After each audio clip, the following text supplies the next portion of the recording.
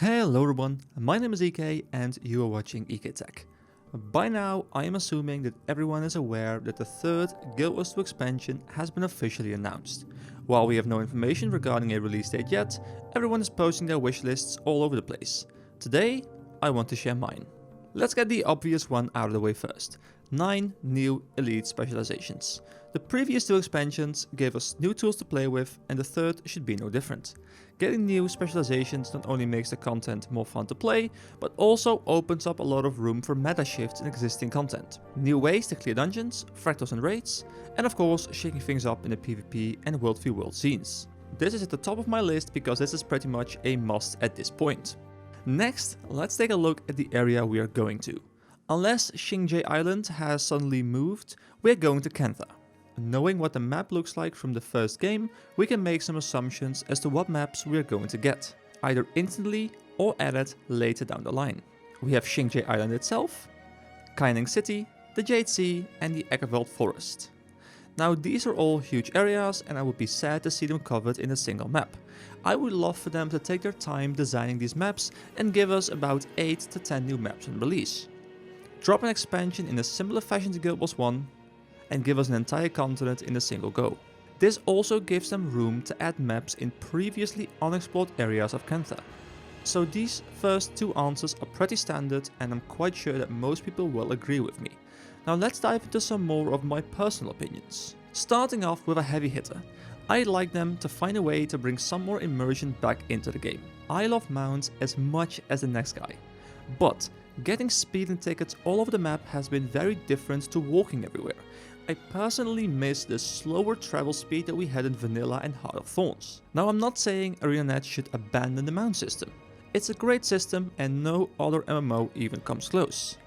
I would however like them to either limit their use or replace them with Cantha specific mounts.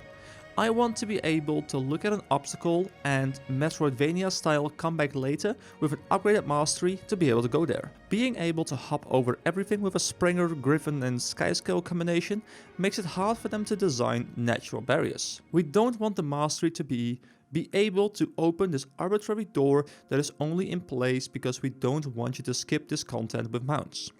Once again, I'm not saying remove the mounts from Cantha. People have spent a lot of time and money on masteries and skins. I would however like Arenanet to take a look at this situation and provide some more immersion, even if it's only in specific maps. Following this point, we can talk about the mastery system itself. While I think the mastery system is doing alright, I've always felt it never reached its maximum potential. A lot of the upgrades don't feel as impactful as I feel they should. I want them to take more time to max and I want them to feel like actual long-term progression, rather than an afternoon spent doing events. There are a lot of options for masteries due to the variety in the Cantha environment and I want to feel like I'm learning to traverse those areas. I would also like for them to bring back older masteries, especially Heart of Thorns and Season 3 ones. They should not be required, but can be there as a nod to players who have maxed those. Next, I want them to take a look at the loot system. I want there to be some excitement when I get a good drop. Having recently done a fresh Guild Wars 1 playthrough, I was so excited when I got a good gold weapon drop. It might after all be an upgrade to my gear. In Guild Wars 2, I haven't had this feeling since launch. Drops are either way too common or way too rare. I have not once gotten a drop that gave me a significant level of excitement. This is because I am seeing loot thrown at me left, right and center. Bags in bags in bags is quite normal and you're required to play a bag cleaning minigame on a regular basis. Reduce the total amount of drops and add more value to the items that do drop. Give us reasons to farm specific areas and not just zerk everywhere for maximum rewards. Finally, we have the option everyone is waiting for. A new race.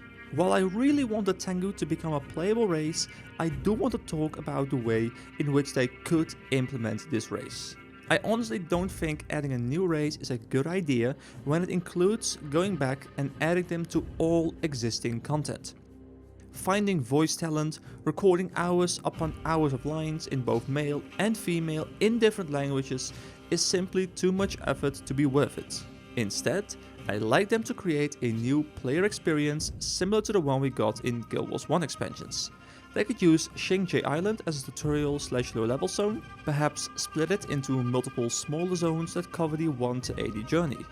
This way they can integrate the Tengu into the main story, which might for example start in Kaining City, and allowing the Tengu story to just merge with the main story in Kaining City. Tengu players would be able to go back and do old content, but they would not get new voice acting. They could either display a message saying that this happened in the past and for example assign them a voice of their choosing, or give them the trailer guy as some sort of a borrowed character that is very similar to the bonus mission packs in Guild Wars 1. There is the problem of armor. Does Arenanet go back and recreate every piece of armor for the Tengu? Well, this really depends on the amount of work required to make this happen. As I am not a 3D modeler, I don't know if we're speaking weeks, months, or a year to get this done, though I'm expecting it to be quite lengthy. I would be totally fine with the Tengu receiving their own armor sets and a select amount of old ones, especially if this frees up resources to devote to my previously mentioned points. Alright, I could go on for ages talking about way more smaller things, but I don't want to make this video an hour long. Let me know what you guys think. Thank you very much for watching, and have a nice day.